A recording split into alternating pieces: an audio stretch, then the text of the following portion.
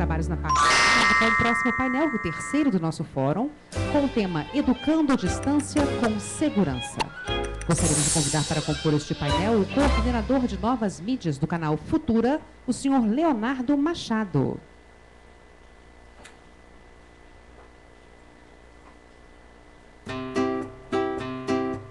Convidamos também a consultora da Multirio, senhora Marinete Bandido.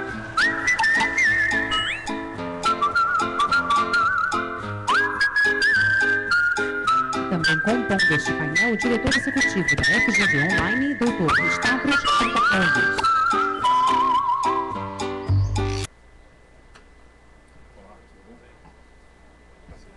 Após os 10 minutos das exposições de cada um deles, teremos mais uma sessão de perguntas e passamos então a palavra aos nossos painelistas.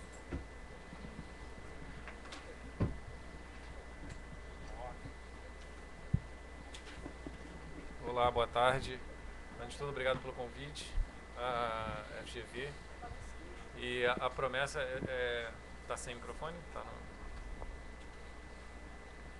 Manter a atenção após o almoço é sempre difícil. A primeira mesa depois do almoço acho que é a mais desafiadora, né? E se até o tempo, né? Se me pediram 10 minutos é sempre muito complicado. Sempre tem muito conteúdo, a gente tem muito o que falar. Mas a parte da manhã foi muito, eu acho que muito rica para a gente entender, e no caso para mim entender aqui representando o canal, eu coordeno a área de novas mídias do canal Futura, que a gente pode estar tendo uma atuação muito direta no espaço online, com ferramentas de educação à distância, mas no caso do canal Futura eu acho que a gente tem muito a contribuir também para além do espaço virtual, mas eu acho que na construção desses valores para a cidadania, desses valores para a educação de valores, que foi falado muito pela manhã. No canal a gente busca tratar de alguns temas que a gente chama de causas invisíveis, que muitas vezes elas não estão tão frequentes na mídia, ou elas têm uma abordagem jornalística que às vezes tem que se adequar a um tempo de jornal, e o Futuro elege determinados assuntos para tratar como conceitos e como princípios durante um longo período. O Futura, cadê o controlezinho? Acho que é esse aqui, né? O Futura é um canal de TV, eu não sei quantos conhecem o canal, eu não sei quantos realmente têm algum hábito de assistir o canal Futura. O canal Futura é um projeto, é uma TV, é um canal educativo, 24 horas de programação no ar. Nós somos mantidos por entidades privadas, são 13 parceiros mantenedores, são grandes empresas brasileiras. E a nossa atuação se dá, obviamente, pela televisão, no canal de TV, sinal broadcast, aberto em boa parte do Brasil, em muitos outros lugares chega através do cabo, e pela terra, a nossa atuação que a gente chama pela terra nos territórios, nós temos uma área no canal que trabalha diretamente com educadores, diretamente com ONGs, com instituições, com organizações, com OCIPs no Brasil, tratando dessas questões que são de interesse dessas organizações e de interesse da sociedade brasileira. Aqui alguns números do nosso alcance, são pesquisas que a gente sempre faz pelo Datafolha. A gente tem aí um pouco mais de 40 milhões de pessoas no Brasil com algum hábito de assistir a programação do canal, e com destaque para 7 milhões de crianças. O Futura tem uma programação infantil, principalmente na parte da manhã, muito forte, desenhos como Madeline, As Trigêmeas. Hoje a gente passa o Sítio do Pica-Pau Amarelo, que foi veiculado na Globo durante muito tempo. Então temos uma audiência infantil muito forte. E a gente vê isso pelo contato que é feito via internet, a gente tem pelos contatos de central de atendimento. Então a gente foca muito no Nordeste. O Futura tem uma força muito grande no Nordeste. A gente fica muito feliz de ver que as crianças do Nordeste adoram os desenhos do Futura. Pelo ar, as nossas pesquisas indicam que a gente tem um grande alcance com educadores no Brasil. São números muito grandes e a gente sente muito a responsabilidade de falar com esse grande número de educadores. E o Futura, desde que nasceu, sempre incentivou o uso da programação para finalidades educativas. Então, lá no início do canal, em 97, era o VHS, que hoje ninguém tem mais e provavelmente nem lembra mais como usar, e se é que sabia usar o VHS quando estava dentro de casa, né? Gravar a programação e tudo. Mas enfim, o VHS foi uma ferramenta muito usada por educadores para gravar a programação do canal e depois utilizar as fitas em momentos de atividade socioeducativa. o tempo foi passando e o VHS foi ficando para trás, a gente começou a ter uma lacuna tecnológica para o uso de programação, e hoje a gente tem algumas iniciativas, para além da tela de TV, para de alguma forma utilizar a programação do canal ou dar acesso à programação do canal, não só através da TV. Então nós temos projetos como um acervo de vídeos online, que é aquele primeirinho que é o Futuratec. São mais de 1000 vídeos, mais de 1000 programas na íntegra do canal que podem ser baixados, e ele já vem no formato que você pode gravar numa mídia física, num disco. E o Futuratec ele foi concebido já há uns 5 anos, a nossa área concebeu esse produto, então 5 anos em tempos de internet, de tecnologia, são 50 anos. Então hoje a gente está reformulando a ferramenta, a gente está fazendo pesquisas, vai conduzir pesquisas com alguns educadores, para entender qual é a melhor forma de uso do vídeo hoje numa sala de aula, por exemplo. Na época, a gente percebeu que a banda larga não tinha o alcance que tem hoje, o acesso à internet não é a mesma coisa, quem tinha acesso não era em alta velocidade. Então, há 5 anos, um portal como o YouTube tinha muito menos audiência, nem todo mundo tinha que ficar aquele tempo de carregar o arquivo, as escolas não tinham acesso à internet. Então, chegamos a um formato de videoteca, que a gente criou um formato de arquivo, você baixa o arquivo, grava ele numa mídia física e pode colocar num DVD, porque a gente sabia que o DVD e uma televisão numa sala de aula é muito mais viável do que uma conexão à internet, do que uma banda larga.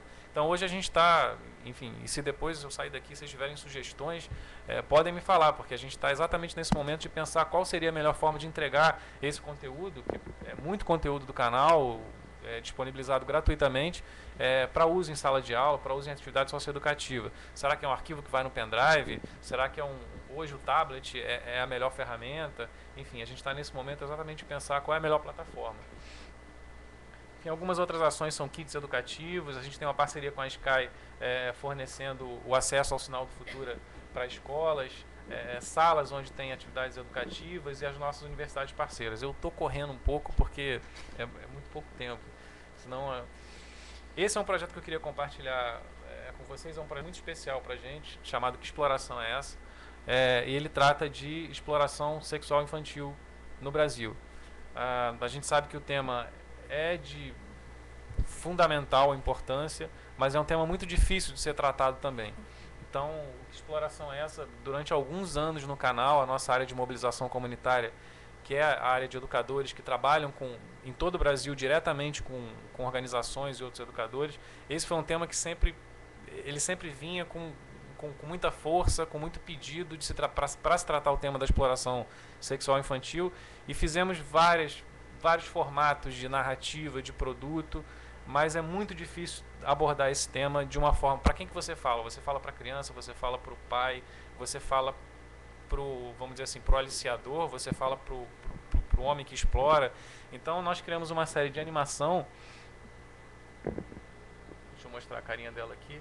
Então criamos uma série de animação, são tipo Muppets, são 5 episódios de 5 minutos que passam por algumas questões e situações de exploração sexual onde tem uma criança ou tem um menino, e no caso quem conduz essa história é o pai e o seu filho, que são caminhoneiros. Então na estrada do Brasil eles passam por essas situações, e acho que a gente conseguiu de uma maneira muito, vamos dizer assim, muito lúdica e muito leve abordar o assunto que a gente sabe que é da maior gravidade. E a construção dessa série passou pelo diálogo com as instituições que trabalham com esse assunto no Brasil, e inclusive com jovens que foram de alguma forma vítimas de exploração sexual infantil. Então eles ajudaram a adequar, por exemplo, determinadas expressões, determinadas situações do roteiro, e até mesmo os figurinos, né, dos personagens. Então, no início, os roteiristas e a produtora criou um tipo de personagem, e quando apresentou como grupo focal para eles, falou assim: olha, não é assim, a gente não se veste assim, ou as meninas não se vestem assim, ou o caminhoneiro pode ser mais desse jeito. Então a gente contou com um diálogo, enfim, com essa rede já muito bem organizada no Brasil para abordar o assunto. E aí nós temos um site, que é o Que Exploração é Essa, tá nesse endereço, queexploraçãoessa.org.br, que além de todos os produtos, né, além dos vídeos para serem assistidos, tem relatos de boas práticas de abordagem do assunto em escolas ou com grupos específicos. tem a linha do tempo com as ações que a gente realizou, a descrição da série, contatos importantes para denúncias. Então, foi um trabalho muito grande que a gente fez, que não começa com a série de TV no ar, mas ela, na verdade, começa com 2 anos antes de diálogo, de conversa, de tentar entender a complexidade do tema, do Canal Futura se integrar às secretarias municipais de educação, participar de alguns fóruns específicos sobre o tema no Brasil, e aí a parte online, ela entra, vamos dizer, a nossa mesa sobre educação à distância, e o Futura normalmente tem uma abordagem um pouco mais aberta quando a gente pensa em educação à distância, dentro das ferramentas que a gente já conhece. Acho que a Fundação Roberto Marinho, que é onde a gente está, a casa onde a gente está, vocês conhecem o Telecurso e vários outros projetos que trabalham com metodologia de educação à distância, usando ambientes virtuais. O Futuro a gente procura ter uma visão um pouco mais, vamos dizer, um pouco mais holística, porque a gente sabe que a gente está na TV, a gente sabe que a gente está nas redes sociais, então a gente procura usar essas ferramentas todas para tentar atingir o objetivo, que é disseminar esses produtos. Aqui são algumas experiências de implantação do projeto. A gente fez em Pernambuco, no Rio de Janeiro. E essas são algumas das ações: a produção de kits, distribuição de DVDs, a apresentação da série em conferências e principalmente a articulação com políticas públicas. Na mesa anterior a gente teve um representante do Ministério Público. Aqui a gente participou de muitos conselhos tutelares para tratar do assunto, para abordar a temática, para sensibilizar a sociedade para isso. A série foi vencedora do prêmio Neide Castanho de Direitos Humanos, dentro dessa categoria. E a gente deu visibilidade a isso também na TV. Então foram mais de 40 entradas sobre o tema só em um dos nossos jornalísticos ao vivo. Então a gente sempre que tinha oportunidade, fizemos uma semana especial sobre o assunto, e o que a gente tenta fazer é dar continuidade ao tema na grade de programação e no trabalho da mobilização comunitária.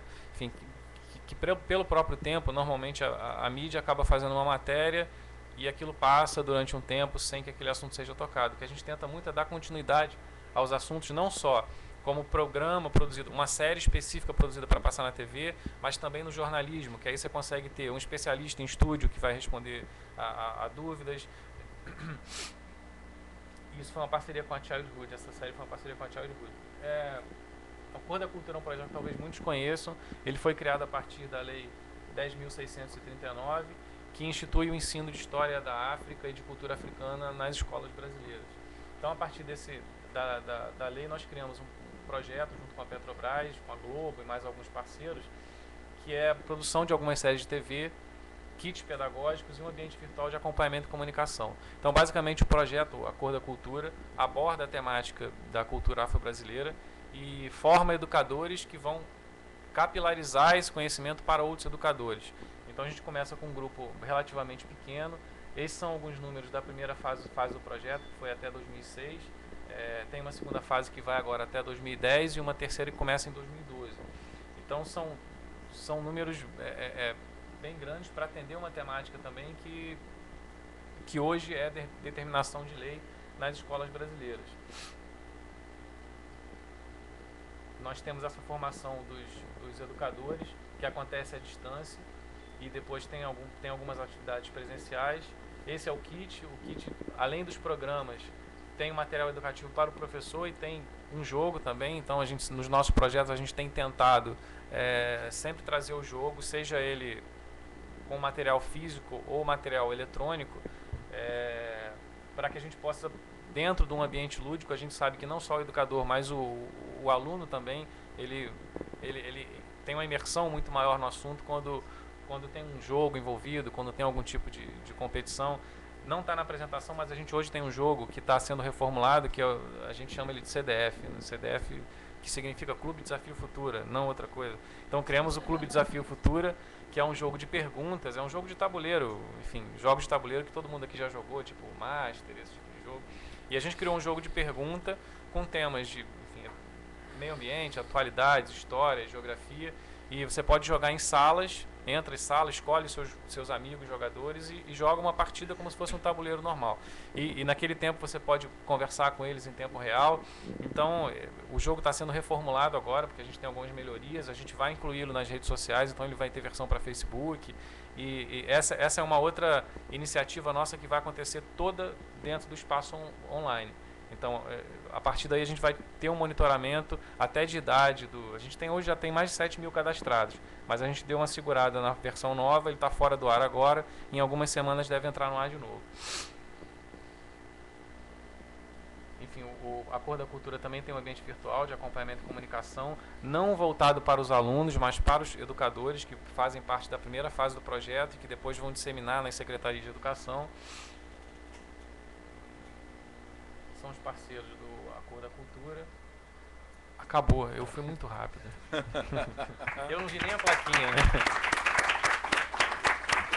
Enfim, depois da fala dos colegas, fiquem à vontade para perguntar. E depois, eu sei que eu corri muito e reduzi muito essas apresentações, mas assim, só finalizando, eu acho que a nossa grande oportunidade dentro dessa discussão, como foi falado aqui, você prover o material tecnológico, um parque, infraestrutura, nem sempre é suficiente.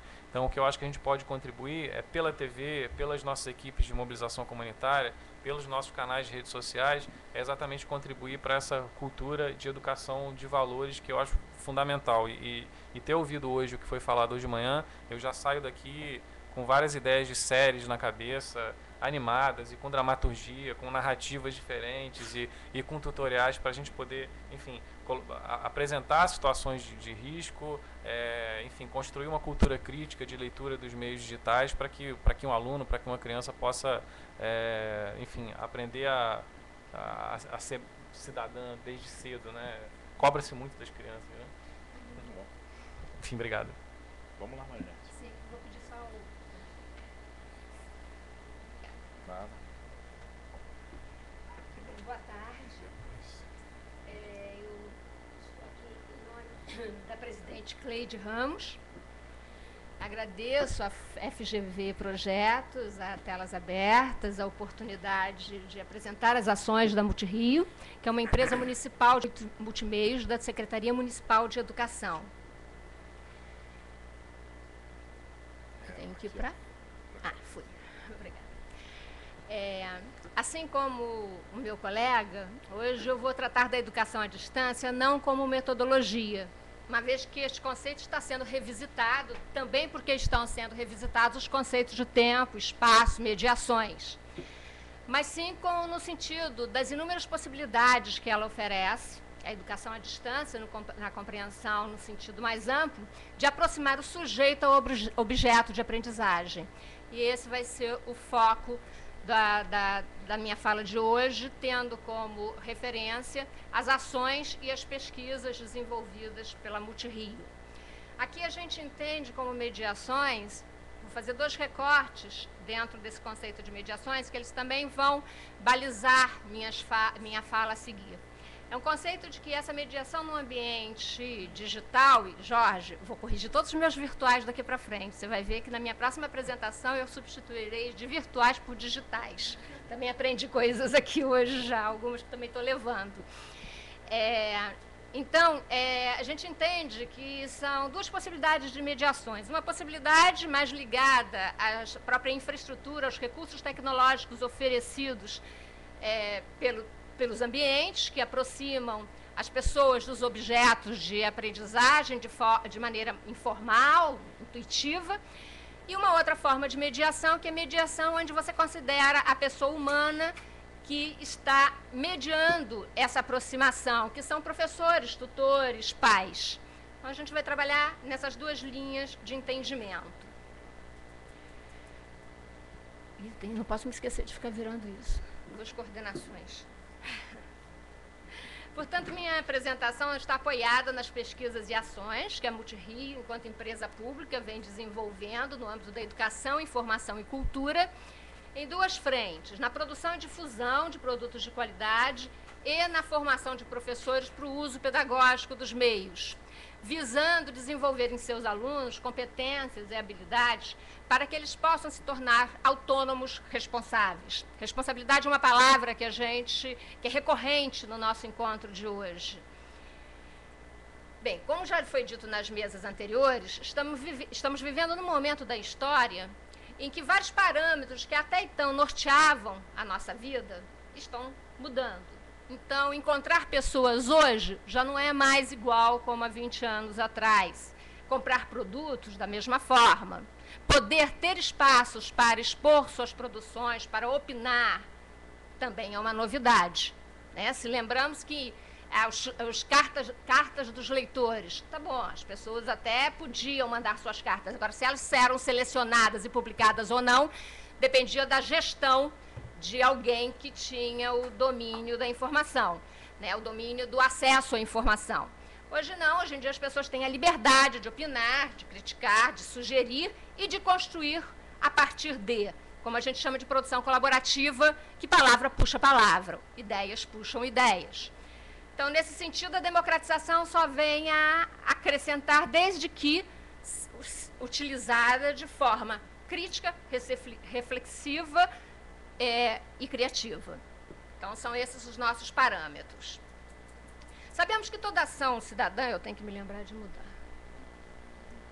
Sabemos que toda ação cidadã pressupõe uma participação ativa e deve estar comprometida com o desenvolvimento do grupo social e não pode ser diferente na cidadania digital. Por quê? Porque a cidadania digital, esse é um conceito recente, porque o conceito até de cultura digital é um conceito recente. Nós estamos no olho do furacão, né? Nós estamos vivendo um momento de mudança que vai ser escrito daqui a 20, 30 anos. Olha, aconteceu isso e agora está assim. Só que o agora está assim a gente ainda não sabe, a gente está descobrindo e por isso estamos aqui discutindo isso. Se já soubéssemos como é que está, não estaríamos mais discutindo, estaríamos lendo os resultados. Então, nós estamos vivendo no olho do furacão. E isso ajuda a chamar a atenção, a nos alertar, todos nós, pais, professores, educadores, produtores, jornalistas, a estarem mais atentos sobre a nossa responsabilidade, não só como usuários, mas como produtores de informação. Então, aí tem mais 2 linhas que a gente vai... Já vai trabalhar nesse sentido.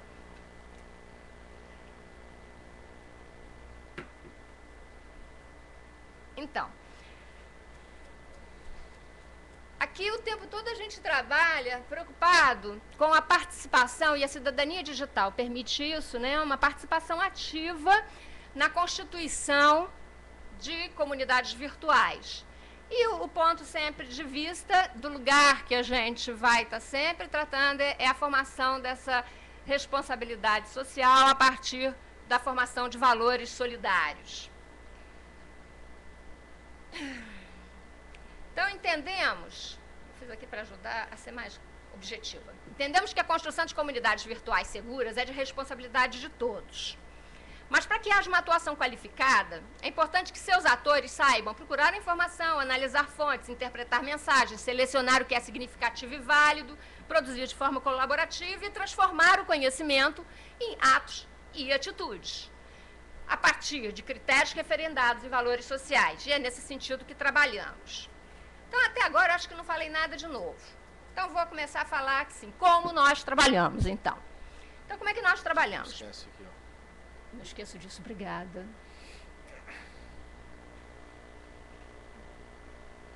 Aqui eu já falei, produzindo, disponibilizando, formando professores.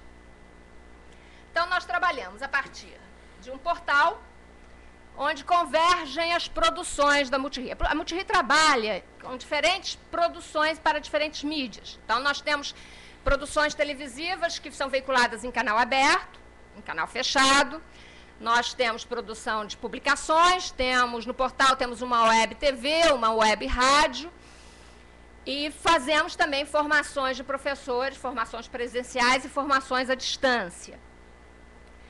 É importante que o nosso entendimento de formação de professores é uma formação voltada para a percepção de que nossos professores estão falando com crianças e alunos, e crianças e jovens diferentes, que são crianças e jovens contemporâneos que processam a informação, como aqui também disse, Rafael Parente ressaltou sobre isso, que estão pensando e elaborando, construindo conhecimento de forma diferenciada. O tempo é outro, a questão é mais fragmentada, é mais imediata, a imagem tem cada vez um poder maior, né, em relação à palavra, isso tudo já foi dito. Agora, como é que a gente trabalha isso? Por que a gente trabalha com a formação de leitores críticos, reflexivos e criativos para o uso das mídias? Porque a gente acredita que a gente tem que formar pessoas autônomas e responsáveis. Então, a gente trabalha com professores porque são eles que estão lidando, estão contribuindo na formação integral desses jovens e dessas crianças. Aí a gente pensa o seguinte, esses nativos digitais que chegam para a gente, né, com 7, 9, 8, 9 anos, nós vimos aqui várias experiências, eu também posso relatar as minhas. Eu tenho uma filha de 1 ano e 8 meses que mora fora do país e, por sorte, eu falo com ela todo dia pelo Skype e acompanho o desenvolvimento dela. Certamente, daqui a 20 anos atrás, eu saberia notícias através de cartas. Hoje eu consigo ver a primeira vez que ela fala uma palavra, a primeira vez que ela já joga jogo da memória pelo iPad. Quer dizer, também tem essas coisas que a gente tem que ficar atento. Mas, então, que criança é essa que estão chegando para a gente? Que jovem é esse que está chegando para a gente? E como é que nós vamos nos comunicar? Porque lembra que eu falei no início? Né? O processo de aprendizagem se dá pela aproximação do sujeito com o objeto do conhecimento. Toda e qualquer aprendizagem é isso, é você se relacionar com ele e se apropriar das suas estruturas, dos seus recursos, da sua especificidade, e isso fazia sentido para você e ter uma forma de ação. E como é que a gente lidar com essas crianças que estão chegando com outro nível de comunicação? Formando professores para que eles estejam atentos a isso. Ou seja, a criança, quando fala, ela aprende a falar intuitivamente, por associação, por ensaio e erro. E a criança de 7, 1 ano e meio, 2 anos, como foi relatado aqui pela Ana Beatriz, ela também está lá, mexendo, aprendendo intuitivamente. Só que essa criança que aprende a falar, ou seja, aprende a dominar a linguagem verbal, ela vai para a escola e lá ensinam para ela, ensinam os códigos, ensinam como é que se constrói, né, como é que se junta letras que viram sílabas, como é que juntando sílabas viram palavras que estão associadas a coisas, sentimentos, objetos que têm significado, palavras juntas viram expressões, e ela aprende a lidar com esses códigos que ela vai utilizar e que são códigos que fazem parte do seu grupo social. Só que ninguém ensina para elas, né, as outras linguagens e estruturas. A sonora, a visual, a audiovisual, a hipertextual. Fica sempre no plano da intuição, né, do autoconhecimento, da informalidade. Então, o que a gente propõe? Né? Que os professores tragam se apropriem desta estrutura, desta didática, desta metodologia, e leve para a sala de aula e trabalhe com seus alunos não só a alfabetização da linguagem verbal, isso eles sabem fazer muito bem, mas para a alfabetização das demais linguagens. E eu vou mudando, porque vocês vão lendo também, né? Eu vou mudar isso aqui rápido, porque eu só tenho 1 minuto. Isso tudo está lá no site, isso é só uma forma didática de apresentar.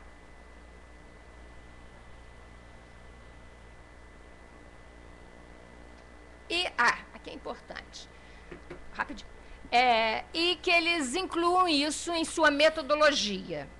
Né? E para isso, a gente trabalha com o conceito mídia educação, trabalhando com, articulando competências comunicativas com conteúdos pedagógicos para a elaboração de projetos que ajudem a desenvolver as diferentes competências que se deseja no mundo contemporâneo a favor do aprendizado de conteúdos.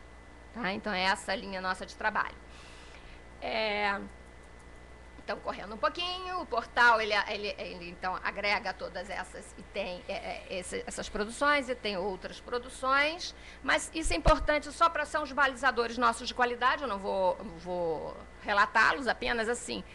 Identidade e identificação é uma questão presente quando a gente faz as nossas escolhas.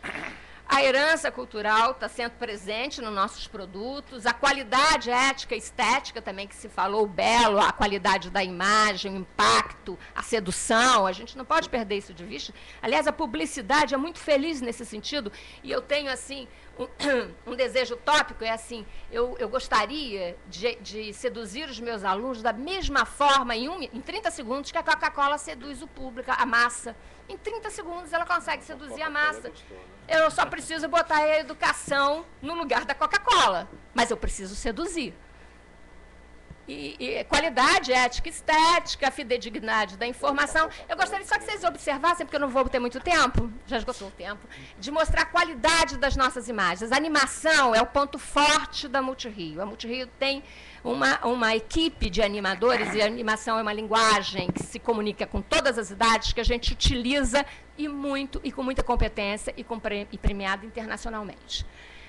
A linguagem, que também já foi dito, com quem a gente está falando e como é que a gente vai falar com essa pessoa, e democratizar a informação e a cultura. Aí tem o meu colega também, como chegar, a gente também chega de um monte de jeito, né? A gente chega através de multikit, de DVD, a gente chega através de jornais, de publicações, a gente chega através da web rádio, da web TV, do canal aberto, canal fechado, portal. A gente também procura procura as formas possíveis de chegar até eles, de se comunicar. Outro dia eu estava numa reunião, eu estava falando, a gente fala muito, mas agora a gente tem que saber se estão ouvindo.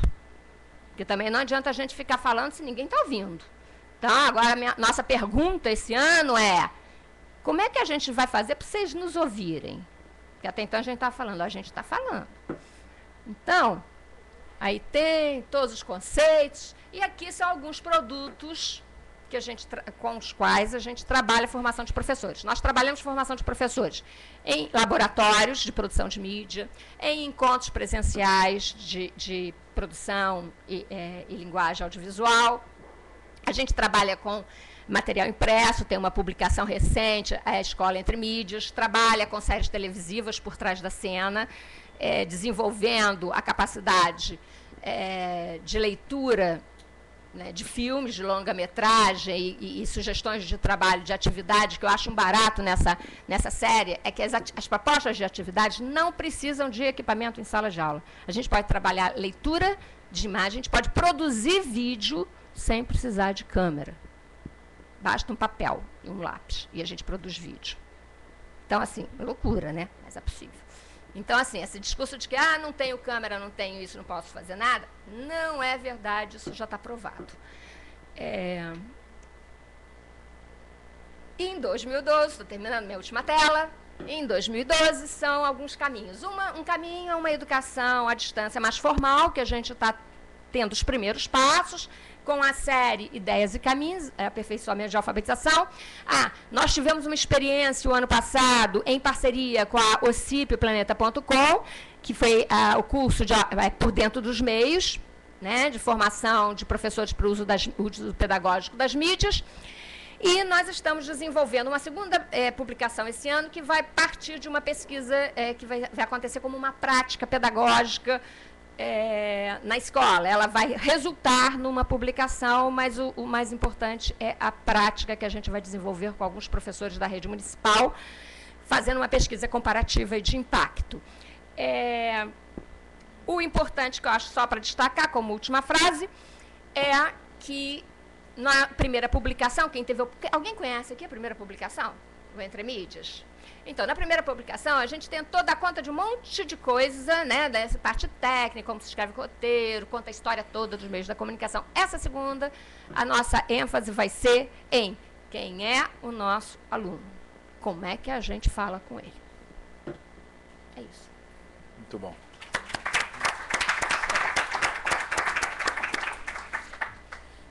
Bom, boa tarde a todos. Meu nome é Stavro, sou diretor executivo da FGV Online. E agradeço a oportunidade de estar aqui em casa discutindo aquilo que me dá mais prazer, que é justamente essa transição da educação aí e tudo que a gente faz nesse sentido. Foi bastante interessante ouvir Leonardo, Marinete. A gente até muda a nossa apresentação depois de ouvir os colegas, né? Porque a gente acaba agregando coisas que a gente aprende no meio. O que eu vou trazer para vocês aqui um pouquinho é como nós desenvolvemos o nosso modelo e quais são as preocupações que a gente tem hoje em torno da cidadania digital. E a nossa preocupação, eu acho que ela é não só, vamos dizer assim, de origem, mas também complementar a tudo que está sendo discutido aqui. Porque nós trabalhamos fundamentalmente com pessoas que são imigrantes digitais, na sua maioria. E a partir do momento que o imigrante digital não tem noção do que é ser cidadão digital, ele não pode nem contribuir com tudo isso que a gente está querendo que a base contribua. Então, eu acho que a gente vai poder fechar bastante bem esse processo e espero que tenhamos uma boa discussão no final. Ok. Muito rapidamente, o FGV Online ele tem uma missão de desenvolver e gerenciar tecnologias, métodos e soluções específicas em EAD, sob a responsabilidade acadêmica das escolas da Fundação. O que isso significa? O nosso conteúdo é desenvolvido pelos professores das escolas, tá certo? Nós transformamos isso normalmente em soluções de EAD. Né? Isso tanto no âmbito nacional e internacional, buscando liderança e inovação em serviços educacionais de qualidade. A visão é ser referência internacional na distribuição desse tipo de produto e tecnologia. Nossa participação internacional ela é bastante grande, tanto no contexto de parcerias que temos com universidades. Somos a única instituição brasileira, fora a Associação Brasileira de Educação à Distância, membro do International Council for Distance and Open Education, que é uma instituição sem fins lucrativos, suportada pelo governo da Noruega, que dá subsídios consultivos à EAD e Educação Aberta para a Unesco. Né? Além disso, nós temos uma iniciativa de consórcio do OCW, que é um consórcio de recursos abertos gratuitos que o MIT lidera, e isso tem nos trazido muita informação pertinente em relação ao perfil do brasileiro, que não tem medo da tecnologia, ele acessa conteúdo de boa qualidade e busca incessantemente formação através das mídias digitais. Para vocês terem uma ideia, nós entramos nesse consórcio como membro em 2008, julho, e até hoje tivemos mais de 13 milhões de acessos em 35 cursos de curta duração e e-learning puro sem tutoria. Somos o maior fluxo relativo do mundo. Nós temos em torno de 700 mil hits mês. O MIT tem 1,5 milhão de hits por mês, mas ele tem 2.063 conteúdos. Nós temos 35 cursos. Tá? Somos à frente de Yale, Harvard, etc. E também descobri com o meu colega, que é reitor da Universidade Virtual Africana, no Quênia, que tem conteúdos abertos em francês, inglês e português, que o maior fluxo de acesso dos materiais em português é de brasileiros, que representam 33% do fluxo total da universidade. Então, esses são dados interessantes para a gente ter em mente o quão o brasileiro está adequado a esse processo e como é importante a gente criar a cidadania. Como eu disse, as escolas são nossa fonte. Nós atuamos com graduação, graduados, pós-graduados, executivos, empreendedores, empresas públicas e privadas e universidades corporativas. Tecnologias. Nós atuamos desde TV corporativa, com produção de vídeos, aulas, etc., próprias, transmissão ao vivo via satélite, webcasting, todas as ferramentas da web, e temos um modelo próprio de geração do nosso conteúdo, e usamos o LMS, que é uma adaptação do Moodle, totalmente customizado, para que tenha uma cara mais amigável em relação ao contexto cultural do brasileiro. Né? Então, a gente tem muito domínio sobre isso, e também queria ressaltar algo. Educação à distância, hoje, não faz mais sentido ser conotada como tal. Educação à distância é uma educação de aproximação, e nesse contexto, todos nós hoje somos alunos à distância de qualquer forma. Porque as ferramentas que utilizamos como suporte ao nosso objeto de aprendizagem são usadas no dia a dia, na vida pessoal, na vida profissional e, por que não, na educação. Então, a gente tem contexto de apoiar a educação tradicional com ferramentas e utilizar essas ferramentas em cima de objetos de aprendizagem e dentro da multimídia que nós temos. Né? Bom, falou-se muito sobre isso, mas a nossa visão, e essa é uma visão que eu discuti bastante, até com o Tapscott e com a professora Gurley, que era a reitora da Universidade Aberta de Londres, e fiquei convencido. Hoje nós temos uma nova dimensão de comunicação, que é um ciberespaço.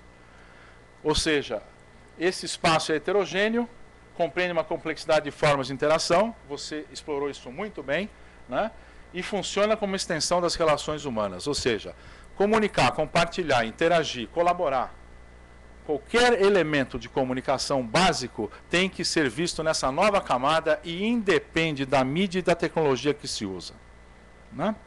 E o segundo grande fenômeno são as redes, né? Que não tem como a gente deixar isso de lado. E a gente sabe que o contexto colaborativo e interativo pode resultar em algo educativo. Então, os preceitos que nós utilizamos, e é algo que eu não ouvi ainda em nenhum ambiente educacional, e se está acontecendo de forma intuitiva, ou visitado de forma intuitiva.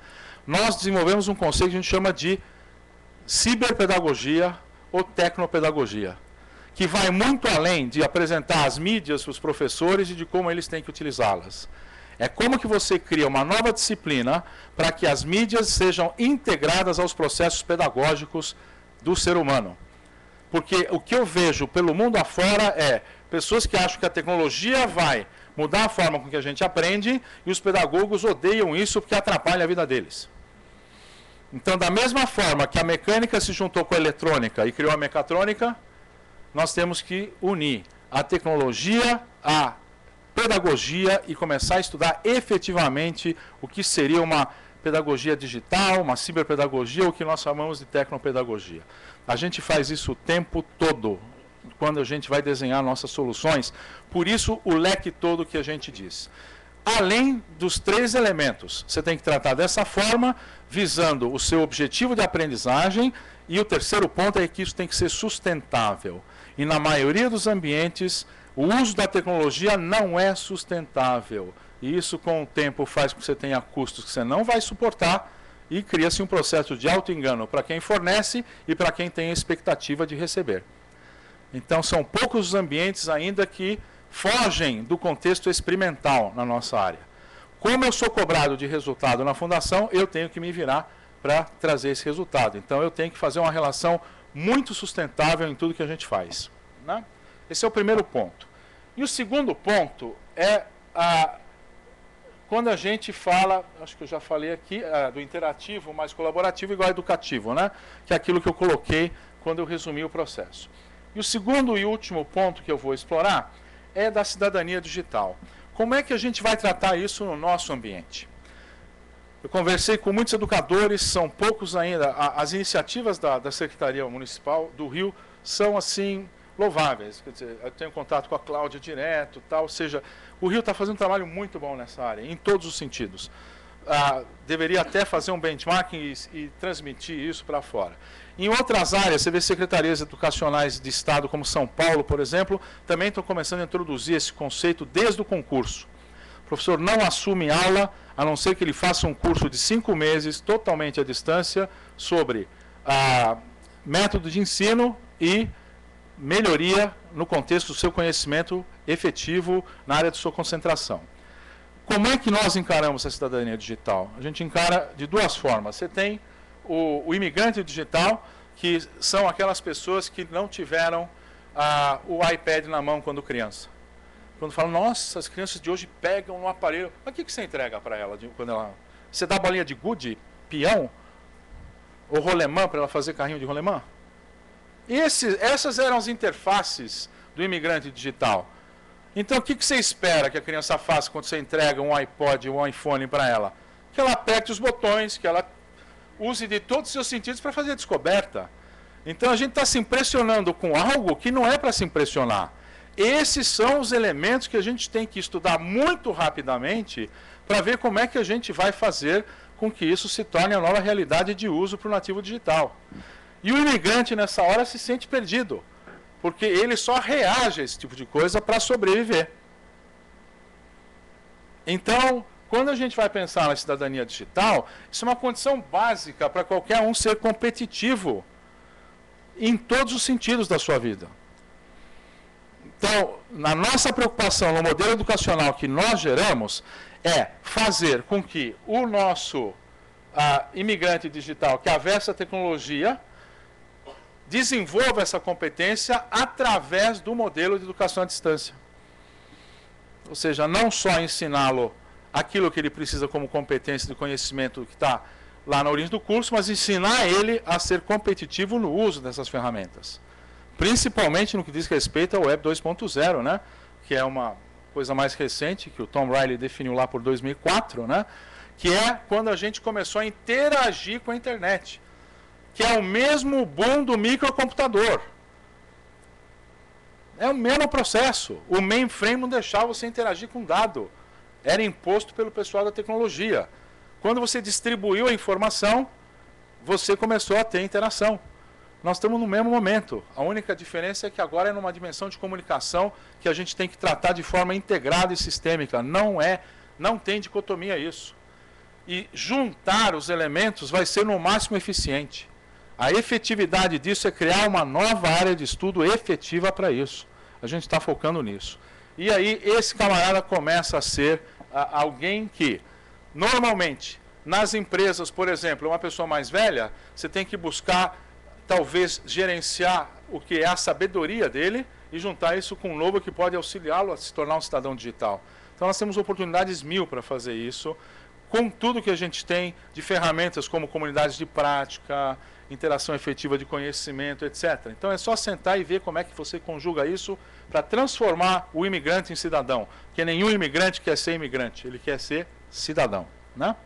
E por fim o nativo digital, que é aquele lá, como você mencionou, como minha filha que, pai, vamos jantar, e ela está a 5 metros de mim em casa. Eu falei, levanta e vem me convidar ao vivo, não é isso? Isso não é para a gente usar 5 metros de distância. Então, para esse povo aqui, se nós não tomarmos uma atitude para ensiná-los a utilizar todo o arsenal com foco ético, foco cultural, foco de uso, explorar a multimídia e tal, nós vamos ter autônomos que vão falar, bom dia, acordei, estou no meu carro indo para o trabalho, e tirar uma foto e dizer que tem uma foto. Ou seja, trocadores de foto e de mensagens inúteis, que é o que a gente tem em 90% das redes. E o que nós discutimos faz parte de menos de 0,5% de uma população mais consciente. Então, a gente trabalha tentando aprimorar o uso da ferramenta e dar foco. Bom, o professor muda de papel, eu só preciso de mais um minutinho. Ele é um agente de transformação da aprendizagem. O aluno tem que ter efetividade no uso do ambiente de conexão, tá certo? Criar a cultura da aprendizagem. O professor ele tem um papel de catalisador, né? E as redes, tecnologias e escolares, não tenham dúvida, têm que ser modeladas para que a gente atue no contínuo entre o presencial puro e o e-learning puro e mesclar isso conforme o que eu falei, objetivo pedagógico, público-alvo, e esse contexto da tecnopedagogia com enfoque na cidadania digital. Basicamente é isso. A única frase que eu adaptei aqui de Andrew Carnegie, que foi uma pessoa de muita visão. O único capital insubstituível que a nação possui é o conhecimento dos seus cidadãos e sua capacitação. A produtividade desse capital depende da relação de eficácia entre o compartilhamento do conhecimento de cada um com aqueles que possam utilizá-lo. Não existe momento melhor no nosso país para a gente buscar algo desse porte para que a gente dê um salto qualitativo. Muito obrigado.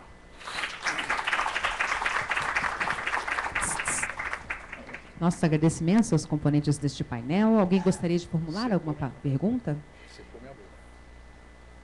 A participante ao fundo, lembrando que pedimos que o façam de pé, que se identifiquem, e também quem se destina à pergunta. Minha pergunta destina-se ao Leonardo. Meu nome é Graciele, eu sou diretora da Globalcom e Global Security, palestrante nessa área de educação. Eu gostaria de saber, Leonardo, se todo aquele conteúdo, a parte de kits pedagógicos, os vídeos, né, que o canal Futura produz, se ele pode ser disponibilizado gratuitamente para os parceiros que desejam ser multiplicadores do projeto de vocês. E se você puder deixar um contato também. Obrigada. Sim. Sim. Lembra? Claro, no Futuratec, que eu falei rapidinho, é futuratec.org.br, a gente tem mais de 1000 programas na íntegra que podem ser baixados gratuitamente. A gente só pede que se faça um cadastro para a gente ter um mínimo de monitoramento, né? Até de perfil do público, e depois poder fazer um contato, como a gente agora vai começar a fazer para a formulação do serviço. Alguns kits, por exemplo, na minha apresentação tinha uma foto, apareceu uma foto muito rapidinha do que a gente chama de maleta futura. Então a gente construiu alguns kits sobre temáticas específicas. Então a maleta futura meio ambiente.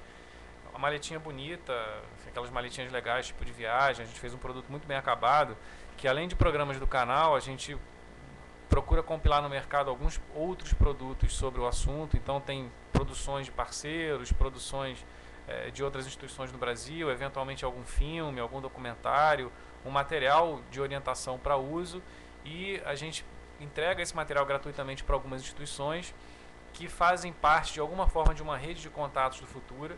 Então o Futura, durante esses quase 15 anos agora de existência, a gente construiu uma relação com muitas instituições e organizações no Brasil. Então a gente mantém contato com essas instituições e é com elas que a gente faz esse trabalho. O que não impede que uma organização específica possa se aproximar do Futura, sendo uma organização de referência que trabalha com aquele tema, e a gente incluí-los, por exemplo, num próximo kit, numa próxima maleta que a gente vai fazer. Então a gente entrega esse material, ele é todo gratuitamente, a produção é nossa, ele vai gratuitamente para a instituição e a gente só pede no final que a instituição conte o que ela fez.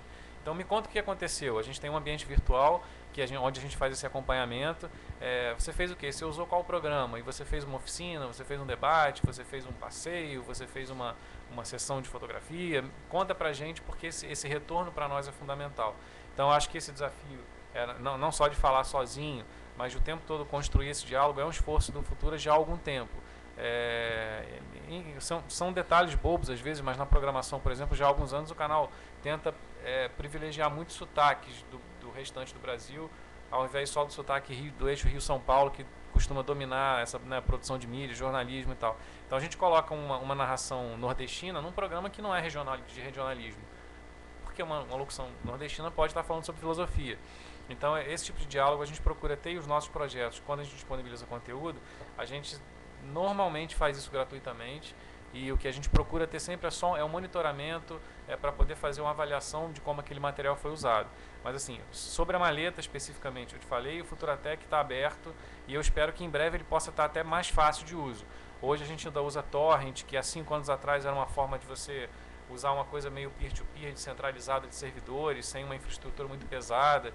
Então aos poucos a gente está pensando no modelo novo do Futuratec, mas basta você, as tuas instituições parceiras, entrarem, se cadastrarem, que pode baixar, é tudo gratuito.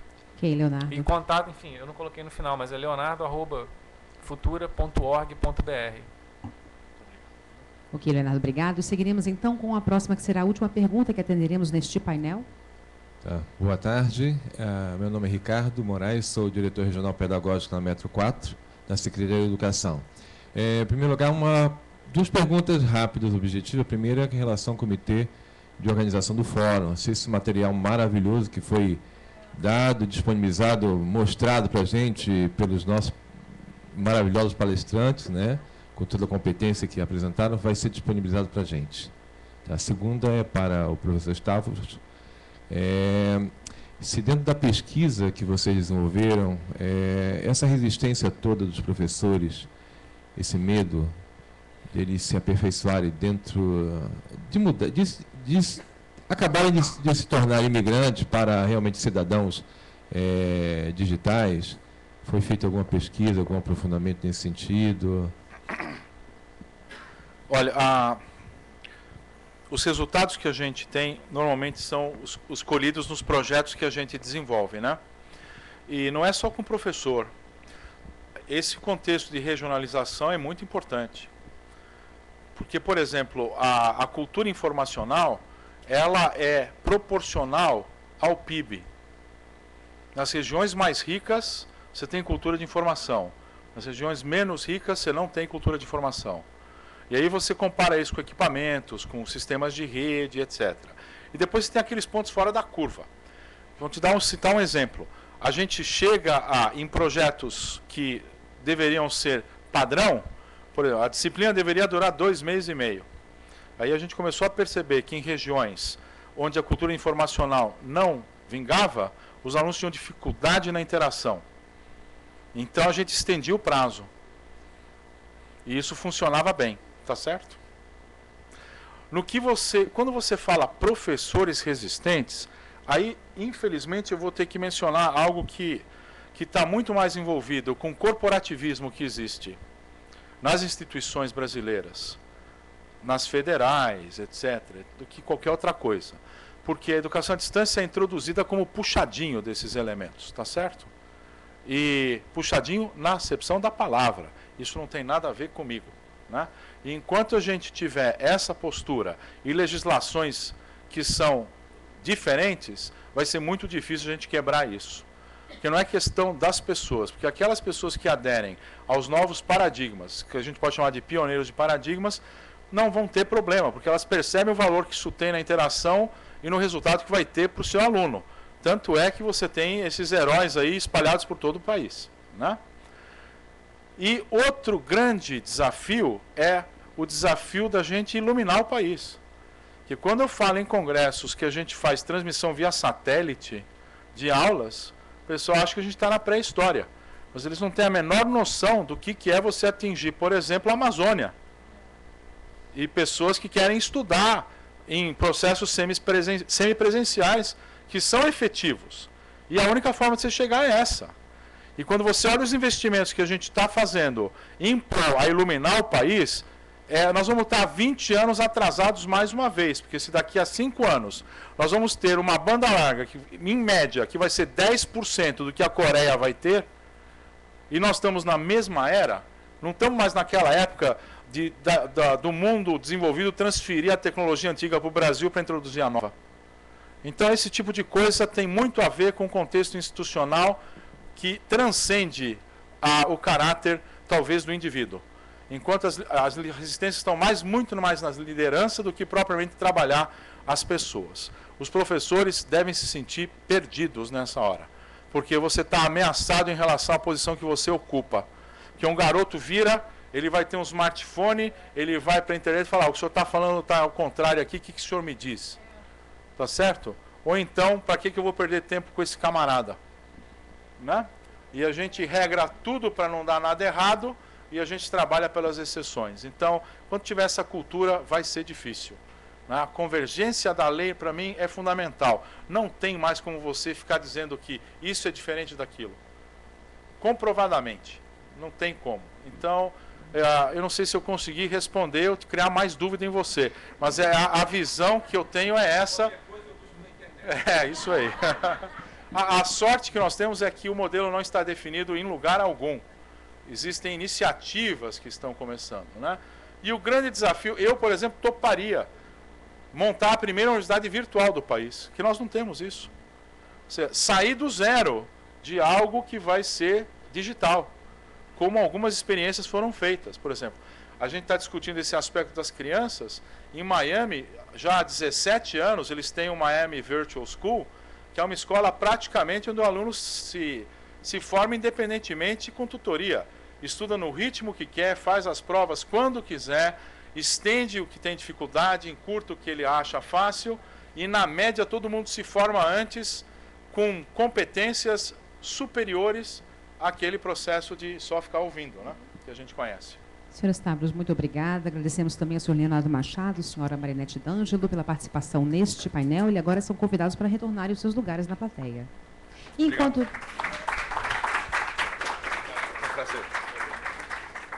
eles se acomodam, em resposta à primeira pergunta do participante, as palestras deste fórum, desde que devidamente autorizadas pelos seus autores, serão disponibilizadas no site www.fgv.br/fgvprojetos. Uma vez mais, então, www.fgv.br/fgvprojetos. Seguimos agora, então, senhoras e senhores, com o próximo painel, que será o quarto, com o tema Proteção à Internet. Vamos ver cases de sucesso. Convidamos, então, para este painel o líder de projetos do Centro de Tecnologia e Sociedade da Escola de Direito da Fundação Getúlio Vargas, senhor Luiz Moncal.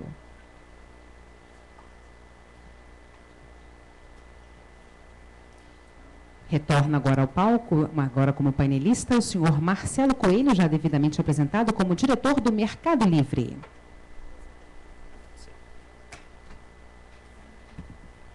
E e a chefe de proteção de dados pessoais da Defensoria del Pueblo de Buenos Aires, a excelentíssima senhora Maria Inês Tornabene.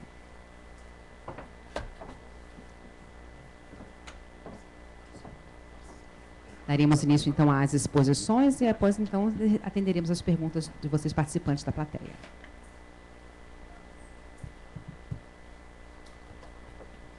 Bom, parece que sou eu o primeiro palestrante aqui. Primeiramente, eu queria agradecer a organização, o pessoal da FGV Projeto, do Telas Amigas, pelo convite. Tem alguns amigos aqui, como o Stavros, a gente já conversou um pouquinho a respeito de todas essas questões. E dizer que eu vou tentar ser o mais breve possível aí, para não prejudicar o andamento dos trabalhos, e que